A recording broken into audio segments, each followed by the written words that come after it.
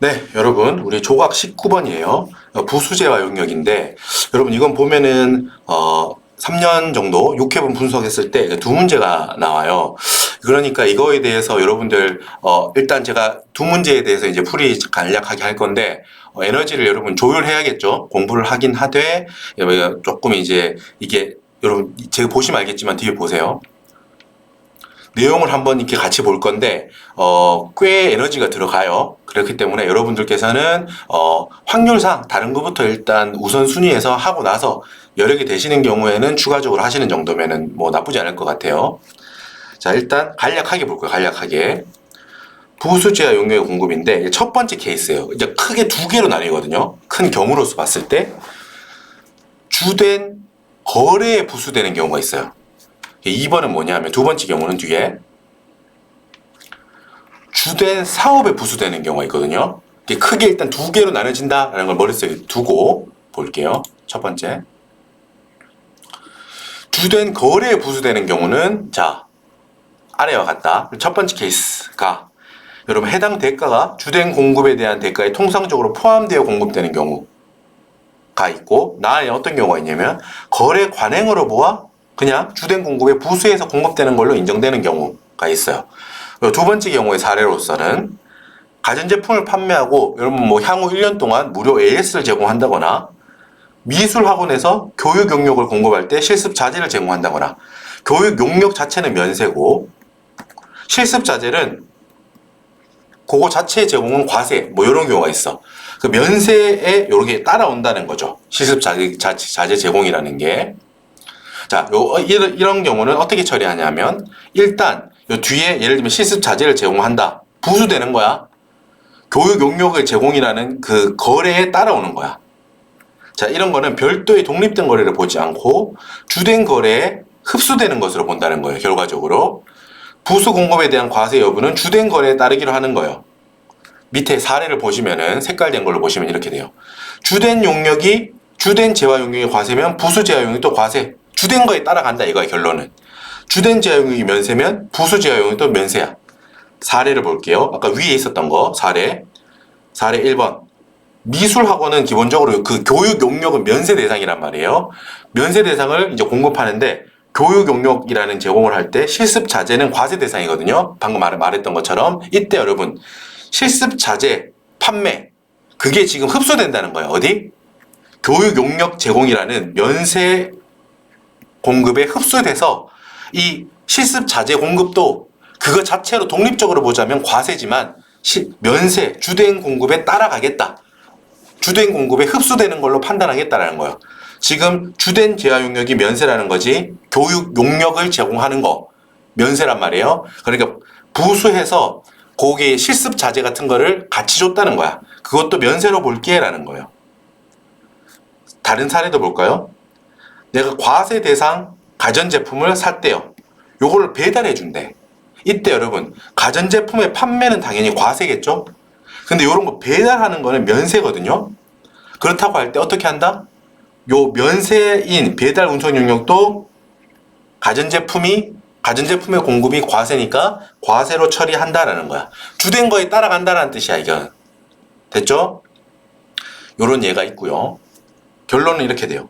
주된 게 과세면 만약에 종된 거 부수 재화가 과세다. 그럼 어때요? 일단 둘 다 과세고 이게 따라간다고 봐도 과세죠. 그죠? 만약에 주가 과세야. 근데 부가 면세야. 그렇더라도 이렇게 주된 거에 따라가니까 과세. 그죠? 만약에 주된 게 면세다. 아까 교육 용역이에요. 미술학원 떠올려봐. 교육 용역이 면세예요. 그런데 거기에 따른 실습 자재의 판매는 과세야. 그렇더라도 부수된 걸로 본다면은 면세로 보겠다는 거지. 됐죠? 일단 요거 정리됐고 이제 사업에 부수되는 게 헷갈려. 여기부터 조금 볼게요. 주된 사업과 관련해서 우연히 또는 일시적으로 공급하는 경우. 예를 들어서 여러분 금융업자, 은행이야 은행. 은행 기본적으로 면세사업자잖아요. 면세사업자인데 건물을 양도하는 경우가 있을 거 아니야. 간혹 가다가 예를 들면 내가 은행인데 은행업을 해. 은행업은 면세 사업인데 건물을 양도하는 거는 과세잖아요, 과세. 그 경우에 어떻게 하냐라는 거거든. 자, 요거 밑에서 정리할 거고 이런 경우를 말하는 거예요. 그리고 주된 사업과 관련하여 생산 과정에서 필연적으로 생기는 재화. 복숭아 통조림 제조업자 예로 많이 드는데 복숭아 통조림을 만드는 회사야. 근데 이 복숭아를 가공하는 과정에서 복숭아 씨랑 껍질의 부산물로 나와. 그거를 판매하는 경우 어떻게 할 것이냐 이런 거거든요. 자, 밑에 정리하면 이렇게 됩니다. 요것도 기본적으로 주된 사업에 따라요. 이게 주된 공급에 따른 거하고 기본적으로 같아요. 자, 요걸 한번 읽어보면 과세 사업자라고 할게요. 전자제품 제조업자가 있어. 이때 자산, 냉장고를 매각하는 경우에는 뭐 당연히 과세 되겠죠? 이건 당연한데 우리 아까 예를 들었던 거 이거 은행이야 내가. 은행은 면세 사업자예요.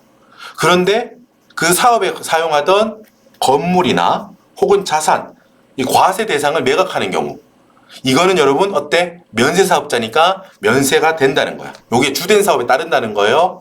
여기까지는 똑같아요 여러분. 여기까지는 same. 주된 사업에 부수되는 거든 주된 공급 거래에 부수되는 거든 여기까지는 똑같다고요. 공급 부수랑 사업 부수가 이 경우에는 똑같은데요. 자, 여기가 조금 이제 주의하자. 초록색. 그러나 우연히 또는 일시적으로 공급되는 재화, 용역의 경우 해당 재화 자체가 만약에 면세 대상이야. 그렇다면은 주된 사업이 과세인지 면세인지 무관하게 면세로 본다는 거야. 이게 면세 우선 원칙이라고 생각하시면 돼요. 예를 들어 볼게요. 밑에 과세 사업자가 과세 물품을 주된 사업에 부수해서 따라왔다. 그럼 이건 당연히 과세겠죠? 근데 여기 봐봐. 과세 사업자예요. 근데 그 경우에 과세 사업자가 면세되는 거를 공급했다. 이 경우 예를 들어서 현대자동차예요. 현대자동차는 과세 사업자잖아. 자동차를 판매하는 거. 근데 이 현대자동차가 토지를 매각했다고 해볼게요. 근데 이거를 만약에 주된 사업에 부수되는 거 요 원칙에 주된 사업에 따른다라고 해버리면 어때? 토지 매각할 때도 과세되는 것처럼 생각할 수 있겠지. 하지만 뭐 우리는 이 경우에 토지 공급했다고 해도 요걸 면세로 보겠다. 면세 우선 원칙이다. 이 사업자가 현대자동차가 과세 사업자인지 면세 사업자인지 무관하게 그 공급하는 재화가 면세라면 면세로 봐주겠다는 거예요. 요게 지금 요 2번 경우 면세 우선 원칙이라고 보시면 돼요. 됐죠? 그리고 요게 면세 사업자가 과세 물품을 제공하겠다. 아까 은행이 내가 쓰던 컴퓨터나 토지나 건물이라고 할게. 건물이나 컴퓨터를 공급하더라도 뭐 이 경우에는 면세 사업자니까 면세로 본다고요. 그게 면세 우선 원칙이라고 보면 돼요. 지금 초록이들은. 사업자가 면세든 공급하는 게 면세든 하나라도 면세에 걸리면 면세를 보겠다. 지금 이게 면세 우선 원칙이라고 보시면 돼요. 여기. 지금 이 초록색 박스는 전부 다 면세를 보겠다는 거잖아. 이해하시죠? 따라오고 계시죠? 오케이. 이렇게 하고 여기까지 정리하고 문제 풀이에 나왔던 사례까지 보고 끝 합시다. 끝. 아셨죠?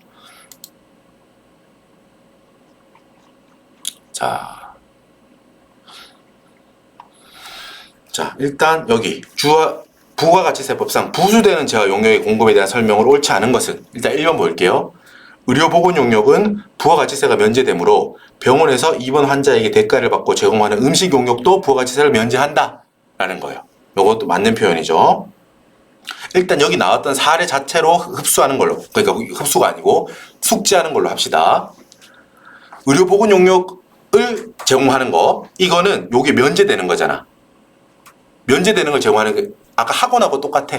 미술학원이 면세였잖아요. 그렇기 때문에 거기에 부수되어서 실습 기자재를 판매하는 거. 실습 기자재 판매하는 것 자체는 원래 과세거든. 근데 요게 학원 용역, 가르치는 용역을 제공하는 건 면세니까 여기 흡수되는 걸로 봐서 면세해 줄게. 그 사례로 보면 된다고요. 의료보건 영역의 제공은 면세예요. 원래 여러분 뭐 음식 용역의 제공, 식당에서 밥 먹는 거 과세잖아요. 근데 이거를 치료하면서 제공할 때는 면세로 볼게 라는 거. 흡수되니까. 요렇게 보시면 됩니다. 자, 화초 20개 공급은 면세예요. 그런데 적용공사 용역 공급에 포함된 화초 20개에 대해서는 과세한다. 요걸 일단 맞는 걸로 적용하시면 되고요. 자, 은행이나 병원을 운영하는 사업자가 해당 사업에 사용하던 사업용 건물을 양도하는 경우 면세한다. 이거 뭐라 그랬어요, 여러분? 은행. 은행업자는 면세사업자예요. 그죠? 면세사업자가 컴퓨터를 팔거나 건물을 팔 때 사업자잖아. 사업자는 어떻게 한다고? 그 경우에는 면세한다. 사업에 부수된 걸로 봐서 면세사업자가 과세 물품을 과세 제한을 공급하더라도 면세를 한다. 됐어요. 4번. 주된 제한화 용료의 공급에 부수되어 공급됨으로써 해당 제한화가 주된 제한화 용료의 공급에 대한 대가에 통상적으로 포함되어 있는 경우 주된 제한에 흡수되는 것으로 본다. 일반적인 거라고 했죠. 여기 통상적으로 포함되는 거. 이 경우에는 뭐다? 부수 공급에 대한 과세 여부도 주된 거래에 따르기로 한다. 이거예요. 4번. 자, 5번. 주된 사업에 부수되어 공급되는 것으로서 사업이야. 지금 이거 거래 아니고 사업의 경우죠. 주된 사업과 관련하여 우연히 또는 일시적으로 공급되는 제한 또는 용역은 어떻게? 공급에 포함되는 것으로 본다? 아니었죠. 아까 뭐라 그랬어요? 뒷페이지. 일단은 사업에 부수되는 거예요. 사업에 부수되는 거. 그리고 우연히 또는 일시적으로 공급되는 거. 이 경우에는 여러분 어떻게? 금융업자가 면세사업자야. 그러면 건물을 양도한다. 그럼 건물을 양도하는 거는 기본적으로 과세더라도 이렇게 면세 사업자니까 면세로 본다. 이렇게 했죠. 그렇기 때문에 우리는 5번이 틀린 걸로 볼 수 있다는 거예요. 그럼 여기까지만 정리하고 넘어가는 걸로 합시다. 자, 또 옳지 않은 거 볼게요. 매번 나오고 이런 주제는 아니기 때문에 너무 깊이 있게 가진 않으셔도 돼. 아까 학원 사례로 들었던 거 요 정도까지만 하고 넘어가셔도 충분해요. 처음에 공부하실 때 좀 이해가 안 된다면 요 파트는 이 조각은 다음에 시간이 딴 거부터 중요도 높은 거부터 하시고 나중에 천천히 이론 공부를 뒤쪽에 정리한 걸 읽어보시고 그때 하는 걸로 하시면 될 것 같아요. 옳지 않은 것은 자 3번이 틀렸는데 3번부터 볼까요? 적용공사 공급할 때 화초 또는 20개 공급 가액에 포함되어 있는 경우 화초 등의 가액은 별도의 공급으로 본다? 부가치세가 면세된다? 아니라는 거예요. 따로 별도의 공급으로 보지 않는다는 거. 지금 여기선 여러분 너무 깊이 있게 들어가면 헷갈리기 때문에 지금 아까 이론 정리했던 것까지만 정리를 하시고 나머지는 그냥 원래 있던 것만 이렇게 따로 보고 넘어가는 걸로 합시다. 자, 1번 거래 관행으로 보아 통상적으로 주된 거래에 부수하여 공급되는 것으로 인정되는 제한은 주된 제한에 포함되는 것으로 본다. 맞아요.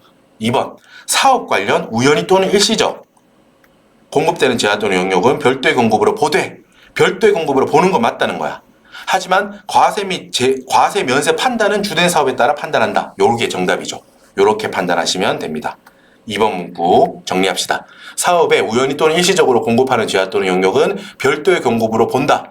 하지만 과세 및 면세 여부는 주된 사업에 따라간다. 이렇게. 앞에서 다시 한번 볼까요?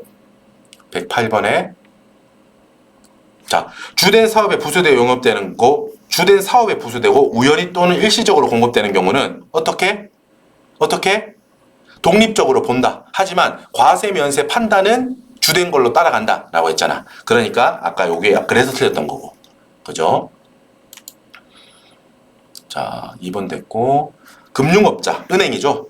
은행이 금융업에 사용하던 건물을 양도하는 경우 면세사업자, 주된 사업이 면세사업과 관련하여 일시적으로 공급되는 제한과 면세한다 라는 거예요. 됐죠? 자, 5번도 그대로 한번 읽어봅시다. 부가가치세가 면세되는 대중고통 용역을 제공하는 운수사업자가 폐타이어를 판매하는 경우 폐타이어는 과세되지 아니한다. 요것도 맞는 걸로 이렇게 정리하고. 그럼 말씀드렸지만 여러분 요게 헷갈려. 이게 사업에 부수된다, 뭐 거래에 부수된다. 기본적으로는 과세 면세 판단을 주된 거에 따라간다 라고 보시면 되고 사업에 아까 전에 여기 다시 한번 나오죠. 여기 우연히 또는 일시적으로 공급되는 경우는 일단 독립된 거래를 보지만 면세나 과세를 판단할 때는 면세 우선 원칙에 의해서 간다. 이렇게 정리하시는 게 여기까지 정리하고 넘어가면 될 것 같아요. 알겠죠? 너무 깊이 있게까지 다양한 케이스에 대해서까지 안 하셔도 괜찮을 것 같아요. 일단은 이게 매번 나오는 주제는 아니기 때문에 일단 3년 동안 2번이니까 일단 1년 이번 회차나 다음 회차에 뭐 나올 확률이 있긴 하지만 일단은 다른 우선순위가 높은 것부터 보고 나서 이 주제를 추가로 하는 걸로. 사실 이거 넣을까 뺄까 고민을 사실 많이 했었어요. 2문제밖에 안 되지만 그래도 일단 최근 3년에 기출된 주제긴 하기 때문에 우선순위가 떨어지더라도 이렇게 넣어놓긴 했단 말이에요. 그러니까 여러분 제가 앞쪽에 이렇게 주제 판단할 때 몇 문제 나왔는지 판단하시고 경중을 나눠서 공부하자는 그렇게 잊지 마시고요. 그런 거에 대해서. 자, 여러분 오케이. 잠깐 쉬셨다가 영세율과 면세. 여러분 이따가 할 건데 영세율하고 면세는 중요해요. 영세율하고 면세를 합쳐버리면 훨씬 더 큰 주제가 되지만 일단 나눠서 가기 위해서 영세율하고 이렇게 나눠서 한 거니까 잠깐 쉬셨다가 뵙도록 하겠습니다. 고생하셨습니다.